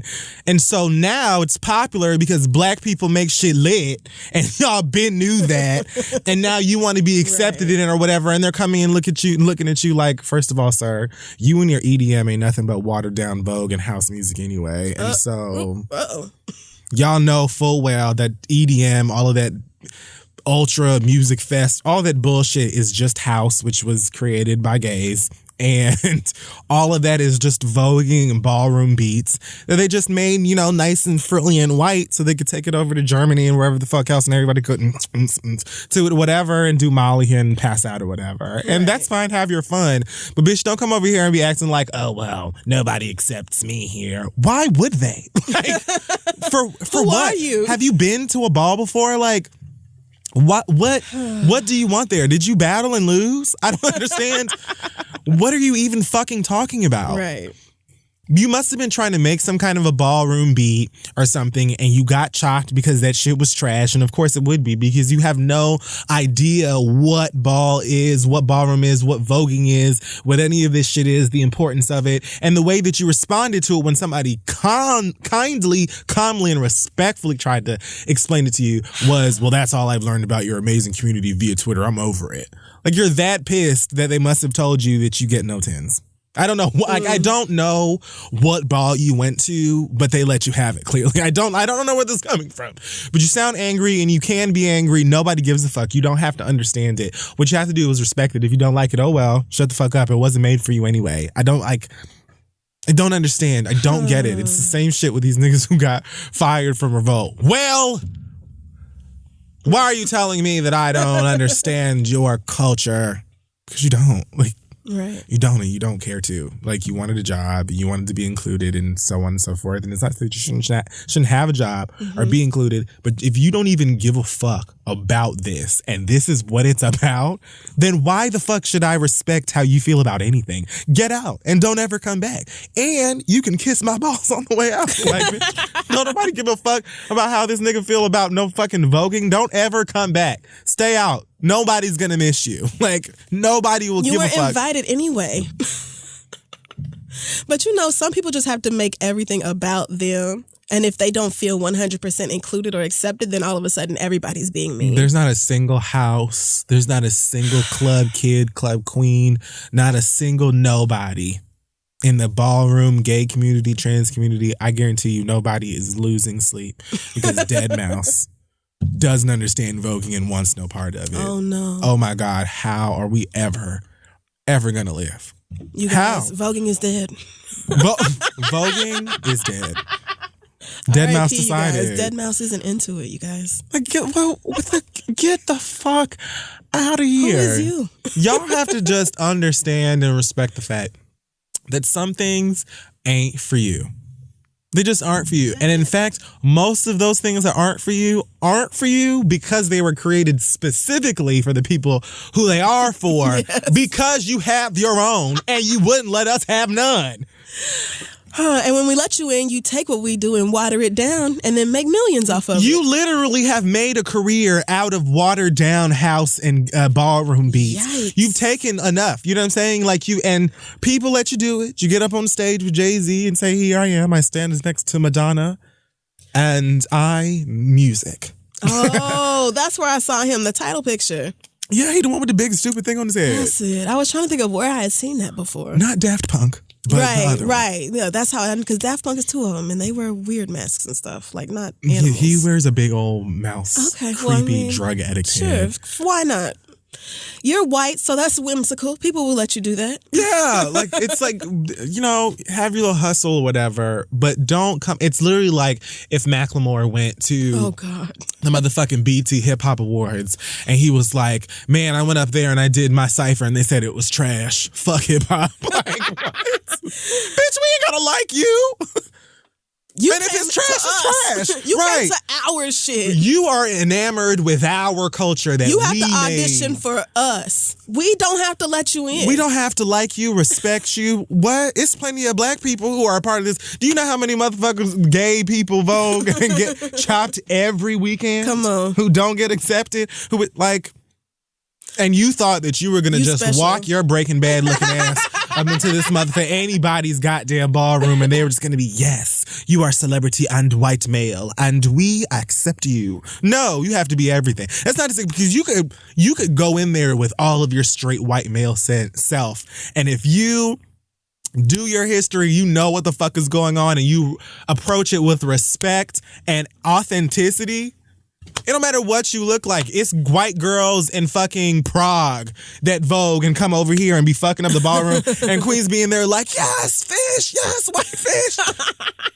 You know what I'm saying? I haven't even been to a ball in years. But still. But I just, I know what I'm talking about. So it's not that you're white and then so you're just not accepted because you're white.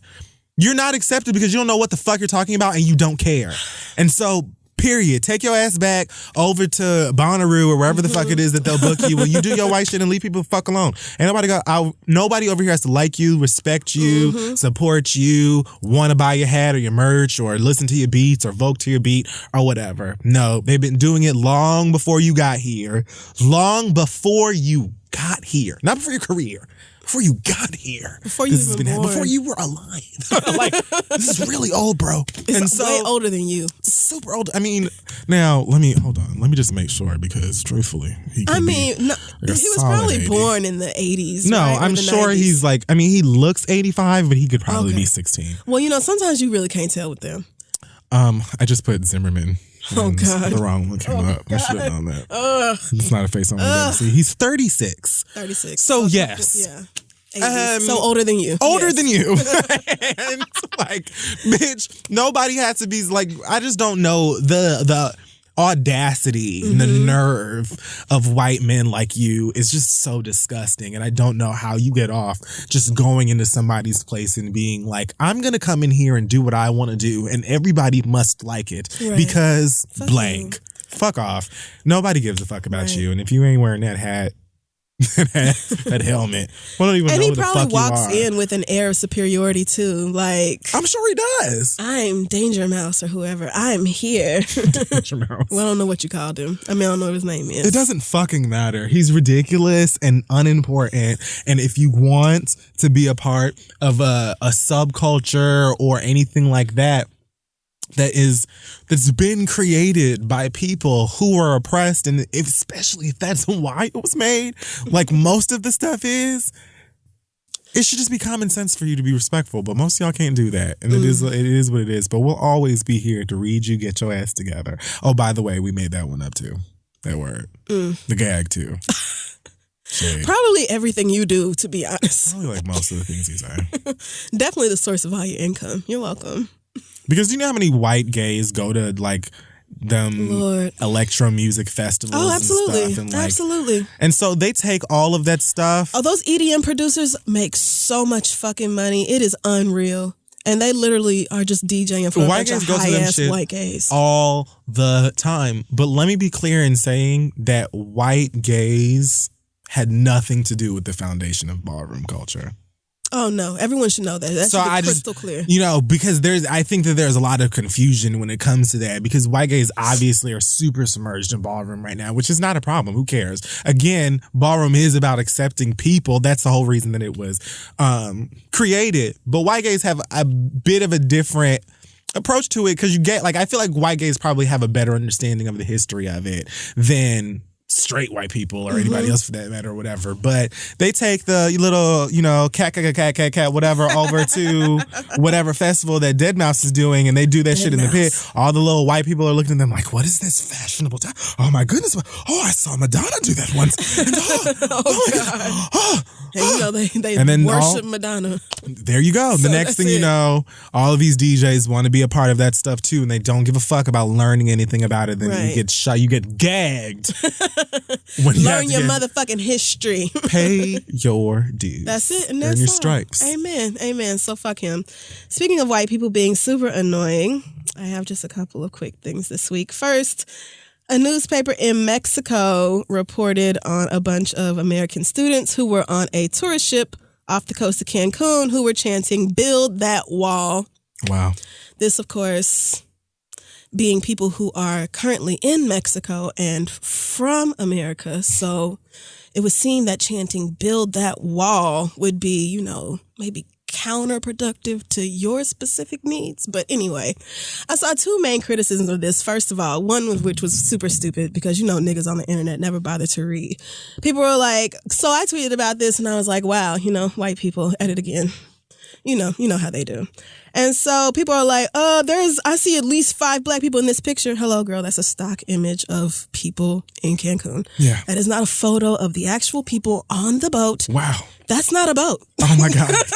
That's a beach. So this is clearly not a photo of the people who were doing the chanting. So if y'all would just read, wow, it would save me the embarrassment of having to read that and be like, oh wow, so you just didn't even, you didn't even, not even a cursory click. I have something for that when you just came right on out. So sidebar. You just decided to go ahead because I feel like at a certain point you have to like pause.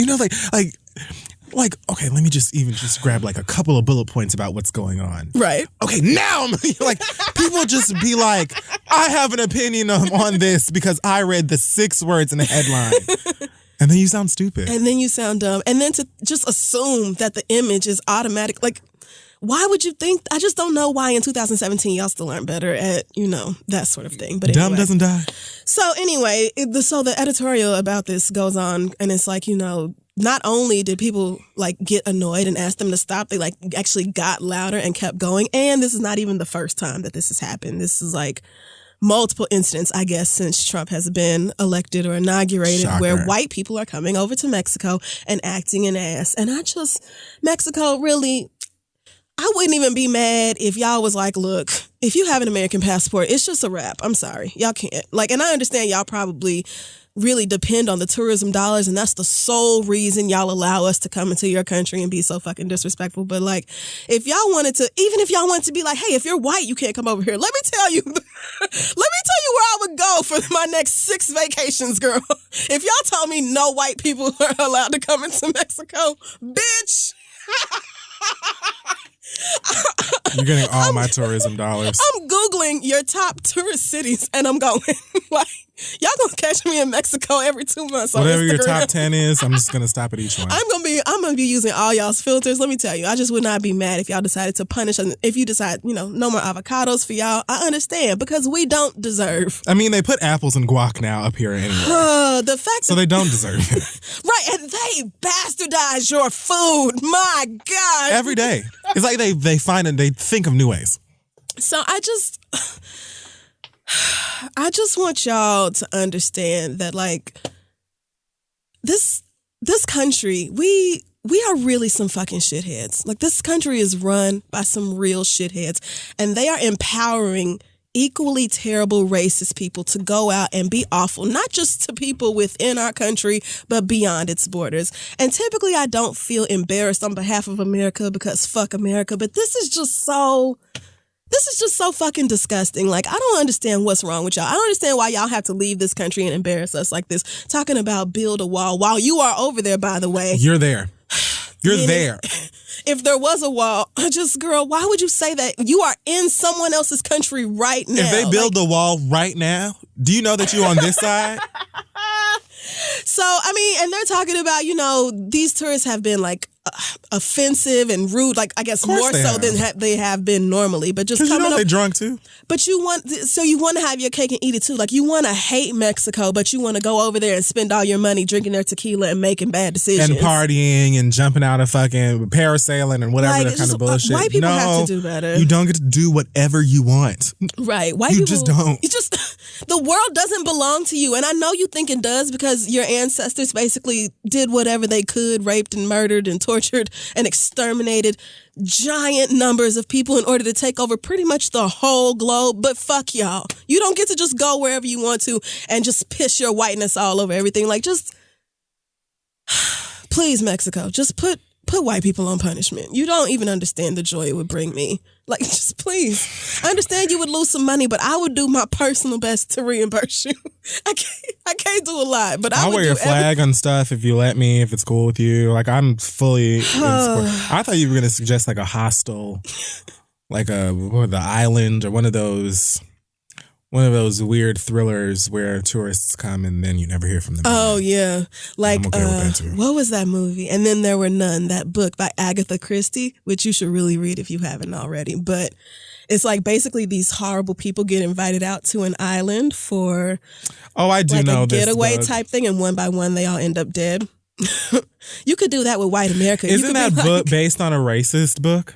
Well, the original title was 10 Little Indians, but they changed the name because, you know, because language has to adapt and change. People have to. There was another name to that, too. Oh, was it really? Yes, and the only reason I know this, I mean, I'd heard of the book ages ago, but then I never heard of, like, the other names until, actually, the worst director, M. Night Shyamalan, made a movie that was kind of, it was like a horror movie based on like a similar plot. I've been feeling guilty for liking The Sixth Sense because everybody tells me how horror. No, that was one of his few good movies. Oh, because everybody's always like, oh, he's the worst director of all time. And I'm like, The Sixth Sense had me, man. No. I didn't get it, man. The Sixth Sense, a couple of people liked Signs. And then most people agree that Unbreakable was really good, although I thought it was all right. Okay. Well, I can't even say that I saw all those, so. You're all right. You're not missing anything. And in other white people are dumb news, your president, who... Trump Jellica Pickle.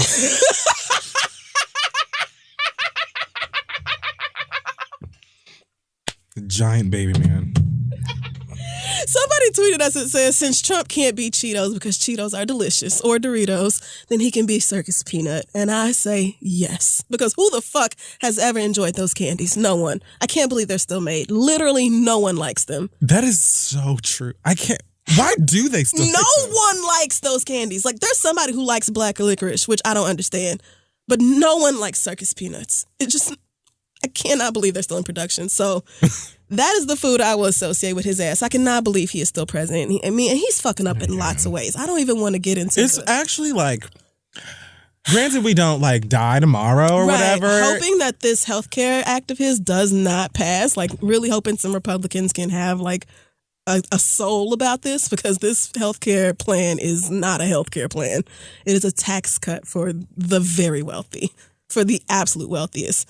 And they were making y'all pay for it.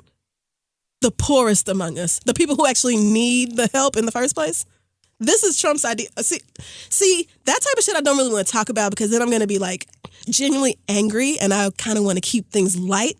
So on the lighter side of dumb shit that Trump has done this week, you know, he was on one of his pep rallies where he goes around the country to build up his self-esteem because, you know, his feelings get hurt because nobody likes him. Right. So he had one of his little self-esteem boosters in Kentucky. And he decided to bring up Colin Kaepernick. Oh, God. Now, if you don't know, Colin Kaepernick is currently not signed to any NFL team. And the general feeling about this is that he will not be signed because none of the owners want to deal with a nigger who actually dared to protest and stand up for what he thought was right. You know. So anyway, that's the general idea. Donald Trump is taking all the credit for this. And said to these people, you know, he said, our inner cities, so he started off with a lie, which is his favorite usual thing, and said, our inner cities will find a rebirth of hope, safety, and opportunity. And then he brought up the fact that Colin is a free agent and said, your San Francisco quarterback, I'm sure nobody ever heard of him. It was reported that, you know, of course, white people thought that was funny. It was reported that NFL owners don't want to pick him up because they don't want to get a nasty tweet from Donald Trump. Do you believe that? I just saw that. So I think that out of all of the people who can't stand Colin Kaepernick, you probably the one they don't give a fuck about. Like, out of all the people that they really don't want to have to deal with, I feel like you are the one they really don't give a fuck if you mad or not. Right. So, you know, while all this is going on, Colin Kaepernick is like sending food to Somalia, donating $50,000 to Meals on Wheels, continuing to just be, you know, like a good person and helping other people. Sarah Palin's hating ass posted on her Facebook this article. Can you believe it? Now, Sarah Palin, if you remember, is the person Donald Trump asked to not come to the Republican National Convention because she was the one person people might hate more than him. So her dumb ass got on Facebook and, you know, posted this article about, you know, Colin Kaepernick is pulling a political stunt and all this. And she commented, and he wonders why he can't find a job.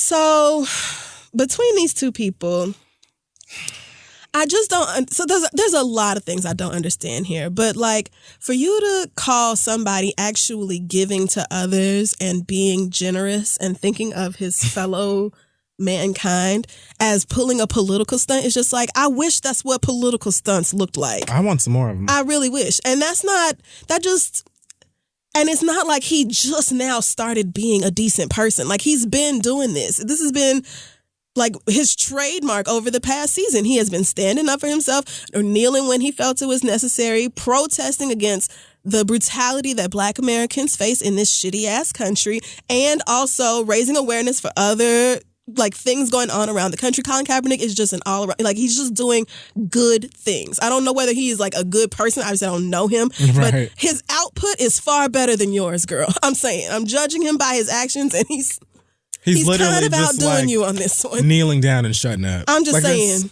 This looks like what back. Jesus commanded the rich to do. That's what it looks like to me. I'm pretty sure Jesus told the rich to go out and give their money to the poor.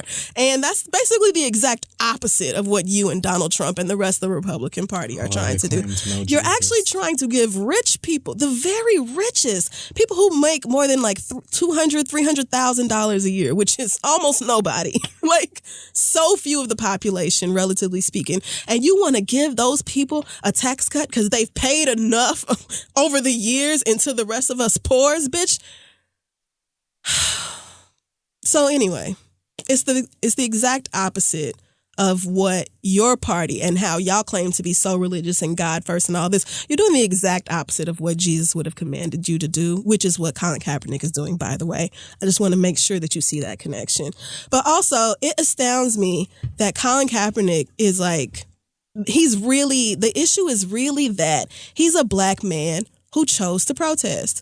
Like, there are Black men, and we've talked about the problems with the NFL before. There are known rapists and wife abusers, baby mama killers in the NFL. Like, we know who you are. Known rapists. Like, Black and white. Like, it's known. And they get re-signed to bigger contracts because as long as you can catch that ball, we don't really give a damn what you do to the women and children in your life. So the fact that this Black man had the nerve to protest, and that's what has put him, fuck Donald Trump.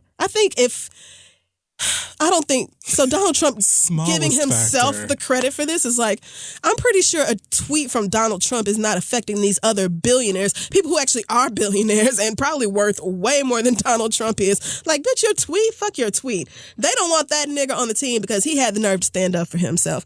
And it just goes back to how white people, one of their main criticisms of Black Lives Matter and us being in the streets and physically protesting is, well, why don't you just peacefully protest? Why don't you just do it quietly and don't interrupt anyone's day and don't interrupt our traffic and blah, blah, blah. Because even when we do it peacefully, even when you do something as simple as kneeling during a song, you still end up facing repercussions because you dare to speak up, because you dare to say the fact that we're no longer enslaved is not enough. White people really want us to be grateful that we're not slaves anymore. And that's kind of like the end of it. Yeah, they're like, what are y'all even mad at? You get to go to school with us and everything.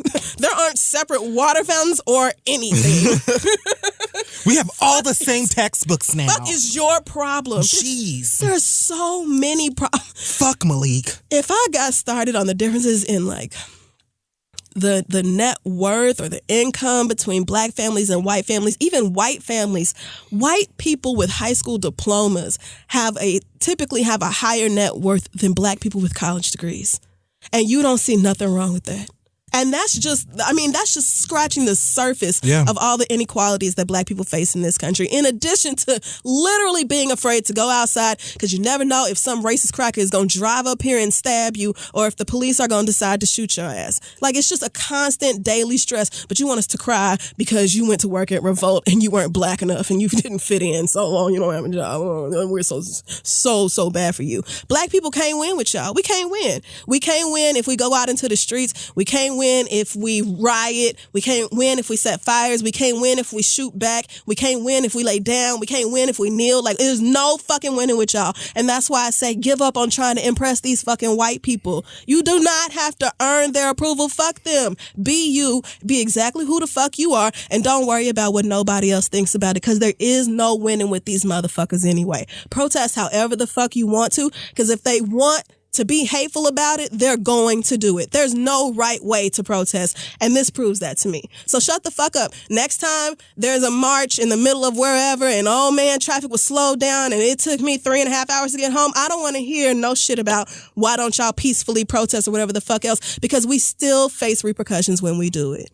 It's not about the way that you protest. It's just about don't make me uncomfortable. So as long as you are making white people uncomfortable, they're going to complain about whatever it is that you're doing. It doesn't matter how you do it. Well, guess what? Racism is uncomfortable. And it's going to continue to be uncomfortable until it doesn't fucking exist anymore. So, but what's worse, because coupled with that is just the fact that Republicans, racist, conservatives are so stubborn. It's almost like their main slogan should be like, never let them see you sweat. Because you could just be dead ass wrong. Like, the director at the FBI came out and was like, we don't know what the fuck this nigga is talking about in terms of wiretapping. We ain't got no information. Department of Justice told us to tell y'all that they ain't got no motherfucking information. It didn't happen. That nigga's crazy. But we are trying to figure out about this Russian shit, because could be something there. Like, came Trump right out and said lied on Twitter, and they were like, well, since we have you, let's ask you about this tweet. Like, right. Anyway. And he was sitting there like, well, I actually don't follow Twitter while I'm right here, like, doing my actual job. But no, like, that is also bullshit. And Donald Trump will still sit there probably taking it to his grave, knowing full well that everybody already knows and knew when you said it that it was bullshit. But that's not the point. The point is, I can do what I want to do. And it doesn't matter if I'm lying. It doesn't matter if you know that I'm lying. It doesn't matter if I'm wrong and you know I'm wrong. What matters is I can get away with it and you cannot. And I'm going to do whatever it takes to make sure that things stay that way. So if I gotta act like I don't know what the fuck if I gotta act like I don't know what the fuck you talking about, I'm dumb. Yeah. Like, and that's pretty much it. So, and that's really how things are, which is why there is no point in trying to perform anybody's respectability. It does not matter. Because they're never going to give you their privilege. They don't want to give up their privilege, girl. And while you mention that, I'm just going to go ahead and say another hearty fuck you to Steve Harvey, who had the nerve to come out and say that bitch. Something about, oh, well, you know, we do have to respect the president and, you know, the office is still the president. Office I don't think so, my nigga. And I tried to give you a little room and say, well, you know, I believe Steve Harvey to be dumb. And so Steve Harvey probably really went to go and try and make things better and didn't even realize or think, hey, they're just using me to be a nigga in a picture with Trump or whatever. But this just cements the fact that you are playing that, you know, respectability political game, and you got loads of white aunties in your audience, and you're not trying to make anybody uncomfortable. And that's your business. But don't tell me what the fuck I got to do or how I got to talk or speak or how I need to behave towards anybody's motherfucking president, because you know full well the lack of respect that our last president received for his entire time in office. This bitch gone on 10 trips to go play golf. Every weekend this nigga's gone. Every weekend this nigga at West Palm Beach playing golf. And used to talk about how Obama played too much golf. And they said it's different when President Trump does it. No, you know what they said? They said, it wasn't 10 times. They said, it's been, I don't know how the number of times he's played golf, but it's ridiculous. They said that we would have had to spend around or close to $10 million on all the trips he's taken in 8 weeks, whereas Obama on vacation and stuff, it was $12 million a year. Right. And we have already spent $10 million. Us. Me and you, our money. Not to mention, as New York City taxpayers, we are also paying for girl Melania to be up there, to be in that penthouse, watching motherfucking Desperate Housewives or whatever. Right. While the Secret Service pays rent to Trump Tower to be there, so he makes money off of us while we spend it on him. And nobody has a problem with this? Plus, we have to pay for the investigations that have to open up every time he opens his mouth up and says, well, Michelle Obama stuck a camera in my shaving cream and I know that she did it, that bitch. And so fuck her. You look into that. Oh, you got Kellyanne on TV talking about maybe he wiretapped the microwave. The microwave, sis. Microwaves with cameras. That's the best you could do. You really trotted your thought out to say that dumb shit. Y'all are nuts. And spending all this fucking money. Look at how much money they are wasting. It's not free. But they're going to cut funding to PBS and NPR and Planned Parenthood. Meals on Wheels. And after school programs.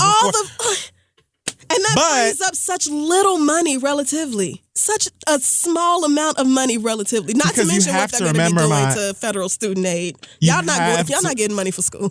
You have to also remember that the country itself has no money. Like, we have Things are so Nothing. bad. So you sit up here and think that this is a game. This bitch getting on fucking Twitter every day and tweeting and and they don't want a nasty tweet from me.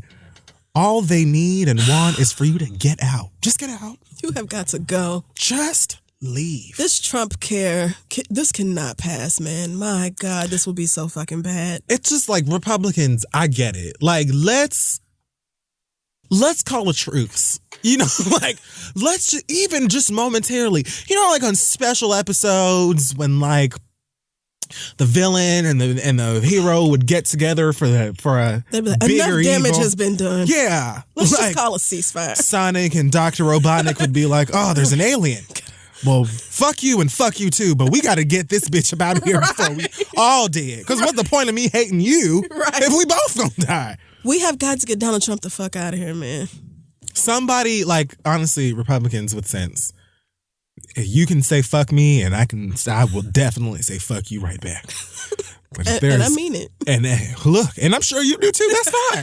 Like, fine. We could both mean Equal it. footing. We can mean it together. Level ground. That's fine. But one thing we have to do together Oh my God. is defeat a common evil. Or whatever, however you would say that. Yes. Okay. He is our shared enemy. The big boss. He's got to go. We got to get this bitch out of here. And once he's gone, you find your next crazy, evil, racist, bigot bitch to be in line. But hopefully it'll be somebody with like sense and an idea of how policy works and like ideas. Man. And, you know, a brain. So let's just do what we got to do. They are going to bankrupt America and walk away so much richer. These are already the wealthiest people. Did you hear that I don't know if this is true. Let me look this up and make sure that this wasn't on the fucking They want to Onion or privatize something. everything. They're going to privatize everything so that they can make more money, giving contracts to themselves, to their children. Did you hear about his damn son-in-law and how he just had to have the address 666 Fifth Avenue? And of course, they ended up losing so much money on it. And then all of a sudden they get this secret massive payment from China. So Wait, this was is it on China or Washington was it Post. Russia? Who Trump was it? signs NASA bill aimed at sending people to Mars. Okay, no, that can't be right. It's on the Washington Post. What? No, like colonize Mars? The or- Hill. Who else posted? Okay, if it's on, okay, but Popular Mechanics. to do what on CNBC. Mars? To send people to Mars. I read a bit of it earlier today, but basically it doesn't seem like they're trying to colonize people on Mars yet, but it would be like the beginning of that. Okay. Basically. So they're trying to get people. I don't. This could go- Chartering commercial flights. commercial flights. I wonder who is going to be making the money off of that. I'm This guessing is Trump is in there somewhere. Trump is not personally interested in a trip to space, though he's willing to send to Congress. Yes, the fuck that bitch is. You know, I wouldn't even be surprised if Trump is from Mars and has fooled us this whole ass time. And what he's actually doing This is is so squatting the fuck gross. up and just trying to make a way for the rest of his evil nigga homeboys to come over here No. and fuck the rest of us up. Like, I'm just saying, keep all your eyes open. Yeah, your stay woke. first, second, and third. Because you never know. With You this never motherfucker. know. And the He's moral of the story unpredictable. is fuck Donald Trump. Again. You can't trust Weekly. this bitch. There's nothing else. So, I'm done. Fuck Donald Trump. well, that's it for this week's episode of The Read. Yes, check us out on Facebook, Twitter, Instagram, and Tumblr at This Is The Read, and our website, thisistheread.com. Shout out to Atlanta. If you're listening to this, I will see you tomorrow. If you bought a ticket for the show, if you did not buy a ticket, it's too late. It's sold out. Thanks for that. Yay. Dallas, we'll see you on Saturday. And LA, April 1st, which is the Saturday following. So there you go. That'll be Tickets fun. on kidfurylive.com. Go and grab some and see if there's a date close to wherever it is that you're at. Yay. I think that's it. Yeah, I don't think I have any news or anything this week. Just want to say once again, fuck Tommy Lauren. Because fuck her. That's all. I mean, if anything, Tommy, you can relish the fact that this is the happiest I've ever been hearing news related to you. Yeah, this is definitely the most joy I've ever gotten out of hearing your name. I don't think that you're a champion for any kind of advancement in any social area at all. I don't think that you did some great, amazing thing just because you said something sensible. Not one time. One time. Literally one time. I mean, and take solace in the fact that you're a mediocre white woman, so you can always bounce back. Someone will always be willing to give you another chance. Worst case scenario, if you never work again, somebody will let you, Somebody rich will marry you and you never have to worry about it anyway. So, yay. It's going to work out for you anyway because you're a white woman. Because you are a white woman. Congrats. Acronym this week is CHASS.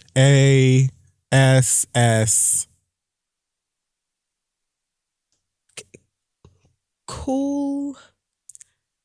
Carey. I do not know. Crystal has a special someone. So I'll see you guys next week. Wait. You said it first, not me. All right, bye guys.